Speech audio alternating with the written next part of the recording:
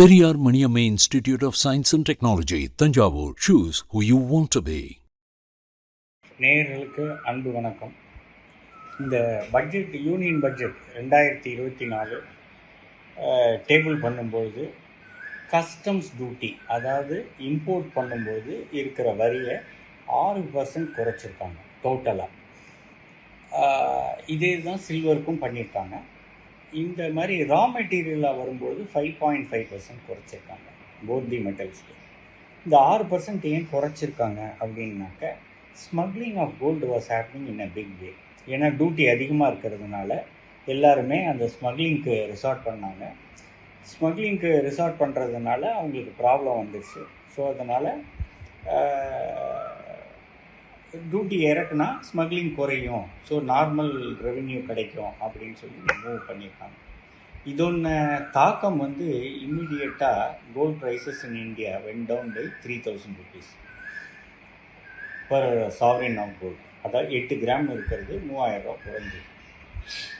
நம்ம இது வந்து ஃபர்தராக குறையுமானா ஒரு 5,000 வரை ப்ரைஸ் கரெக்ஷன் நடக்கும். அதுக்கு பியாண்ட் நடக்காது. எதனால இந்த தாக்கம் அப்படின்னா, இது purely it's a knee jerk reaction.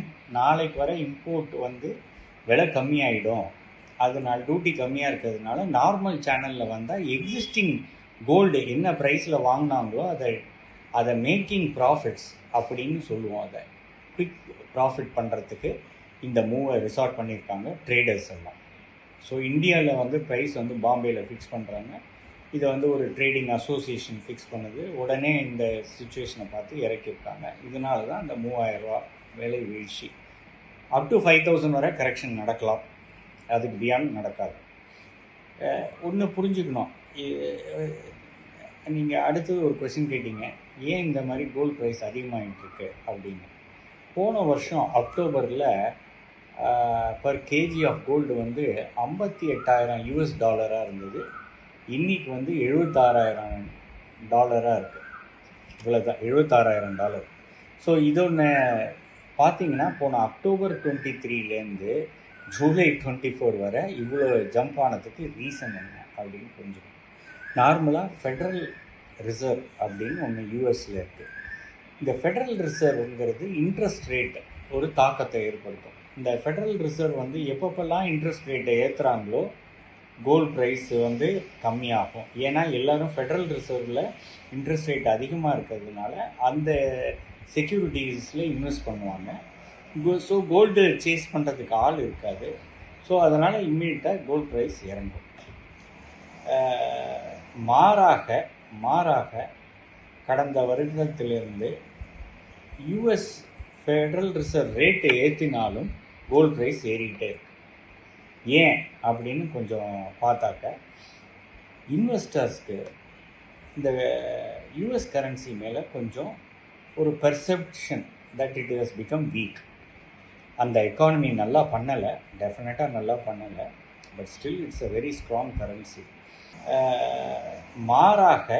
மாறாக கடந்த வருடத்திலிருந்து யூஎஸ் ஃபெடரல் ரிசர்வ் ரேட்டை ஏற்றினாலும் கோல்டு ப்ரைஸ் ஏறிக்கிட்டே இருக்கு. ஏன் அப்படின்னு கொஞ்சம் பார்த்தாக்க, இன்வெஸ்டர்ஸ்க்கு இந்த யூஎஸ் கரன்சி மேலே கொஞ்சம் ஒரு perception that it has become week. அந்த எக்கானமி நல்லா பண்ணலை, டெஃபினட்டாக நல்லா பண்ணலை, but still it's a very strong currency. அப்படி இருக்கும்போது தான் அந்த பெர்செப்ஷன் நாளைக்கு அது வீழ்ச்சி அடையுமோ அப்படின்னு ஒரு நோக்கத்தில் ஃபெடரல் ரிசர்வ் ரேட்டை ஏற்றினாலும் அந்த செக்யூரிட்டிஸில் இன்வெஸ்ட் பண்ணுறதுக்கு ஆள் இல்லாமல் கோல்டில் இன்வெஸ்ட் பண்ணுறாங்க.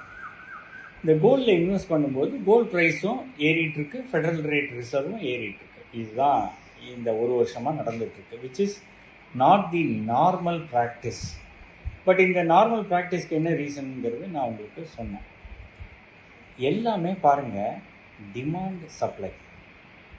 டிமாண்ட் எங்கெல்லாம் அதிகமாக இருக்கோ ரேட் அதிகமாக இருக்கும். சப்ளை கம்மியாச்சுனாக்க ப்ரைஸ் ஏற ஆரம்பிக்கும். சப்ளை கம்மியாயினா டிமாண்டும் அதிகமாக இருந்தால் ப்ரைஸ் ஏற ஆரம்பிச்சிடும். இதுதான் டிமாண்ட் சப்ளை தேரி. இப்போ வந்து ஏன் இந்த டிமாண்ட் இன்க்ரீஸ் ஆகிருக்கு, கோல்டுக்கு டிமாண்ட் இன்க்ரீஸ் ஆகிருக்கு? ஒன்று வந்து ப்ரொடக்ஷன் இஸ் லோ, ரெண்டாவது எல்லா கண்ட்ரீஸுமே கோல்டு பேஸ் செக்யூரிட்டி எடுத்து தான் கரன்சி பிரிண்ட் பண்ணுறாங்க. ஒரு ஸ்டேபிள் எக்கானமி எடுத்துக்கிட்டிங்கன்னா கோல்டு பேக்டு ரிசர்வ்ஸ் அகெயின்ஸ்ட் தான் பிரிண்ட் பண்ணுவாங்க நோட்ஸு. சும்மானாலும் பிரிண்ட் பண்ண மாட்டாங்க. இந்த கிரிப்டோலாம் வந்து ஒரு செக்யூரிட்டியும் கிடையாது, சும்மா பிரிண்ட் பண்ணுவாங்க, ரிலீஸ் பண்ணுவாங்க சிஸ்டத்தில். பட் இங்கே வந்து எல்லா கண்ட்ரீஸுமே வந்து will be back by gold securities. ஏன் சார் சில்வர் விலை இருக்குது, ஏன் சில்வர் வச்சு பண்ணக்கூடாது அப்படின்னாக்கா, it's not the tradition so far. So அதை சில்வருக்கு மாற்றணுன்னா அதை ஒரு லாங் டேர்ம் கால் எடுத்தால் தான் அது பண்ண முடியும். ரெண்டாவதாக ஏன் பிளாட்டினம்க்கு அகெயின்ஸ்ட் பண்ணல அப்படின்னா, வால்யூம் எல்லாமே கம்மி. கோல்டு பேக்ட் ரிசர்வ்ஸ் தான் சங்க காலத்துலேருந்து இன்னி வர எல்லா கண்ட்ரீஸும் ஃபாலோ பண்ணுறது இந்த கோல்டு பேக்ட் ரிசர்வ்ஸ் தான். ஸோ அதனால வந்து இப்போ கரன்சி பிரிண்ட் பண்ணாலும் கோல்டு பேக்கிங் தான் இருக்குது. யூஎஸ் டாலர் பேக்கிங்கை குறைச்சிட்டாங்க மோஸ்ட் ஆஃப் தி கண்ட்ரீஸ். ஏன்னா இந்த யூஎஸ் டாலர் எப்போ வீழ்ச்சி அடையும் தெரியல, எக்கனாமிக் டிப்ரெஷன் இருக்குது யூஎஸில். இப்போ தான் கொஞ்சம் ரிவைவ் ஆகிருக்கு, இந்த செகண்ட் குவார்ட்டர்லேயும் கொஞ்சமாக ரிவைவ் ஆகிருக்கு. அங்கே எலெக்ஷன்ஸ் எல்லாம் வரணும். எலெக்ஷன்ஸ் எல்லாம் வந்து ஸ்டேபிள் பாலிசி அனௌன்ஸ் பண்ண பிறகு ஃபெடரல் ரிசர்வ் எப்படி இருக்குதுன்னு பார்த்துக்கிட்டு ஸ்டெபிலைசேஷன் இன் யூஎஸ் எக்கானமி நடந்தால் கோல்ட் ப்ரைஸு இறங்கும்.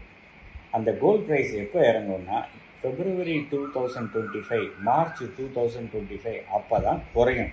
இந்த குறையிற கரெக்ஷன் எவ்வளோ வரும்?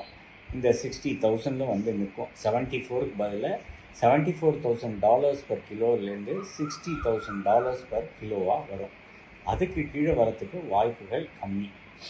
ஸோ அதனால் அப்போ தான் ப்ரைஸ் கரெக்ஷன் இருக்கும். ஸோ இப்போ நான் எப்போ கோல்டு வாங்குறது அப்படின்னா கொஞ்சம் வெயிட் பண்ணுங்கள். கோல்டு வந்து படபடன்னு விலை ஏறும்போது வாங்காதீங்க. எப்பொழுதுமே கர்வ் டாப்பில் இருக்கும்பொழுது, ப்ரைஸ் கர்வ் டாப்பில் இருக்கும்போது எல்லோரும் இன்வெஸ்ட் பண்ணுறீங்க, ஷேர் மார்க்கெட் மாதிரி கோல்ட்லேயும் இன்வெஸ்ட் பண்ணுறீங்க. Don't do that. எப்போ கம்மியாக இருக்கோ அப்போ இன்வெஸ்ட் பண்ணிங்கன்னா உங்களுக்கு அப்ரிசியேஷன் கிடைக்கும். அதுதான் ஃபோக்கஸ் ஃபார் கோல்டு. எதுக்கு அந்த காலத்தில் நம்ம அப்பா அம்மா காலத்தில் இல்லை தாத்தா பாட்டி காலத்தில் நிறைய கோல்டு வாங்கி போட்டாங்க? நாளைக்கு எதுக்காச்சும் ஃப்யூச்சரில் உபயோகப்படும், பசங்களுக்கு சந்ததிகளுக்கு உபயோகப்படும். ஸோ வாங்கி போடுங்க. ப்ரைஸ் அப்ரிசியேஷன் ஹிஸ்டாரிக்கலாக இருந்துகிட்டே இருக்குது.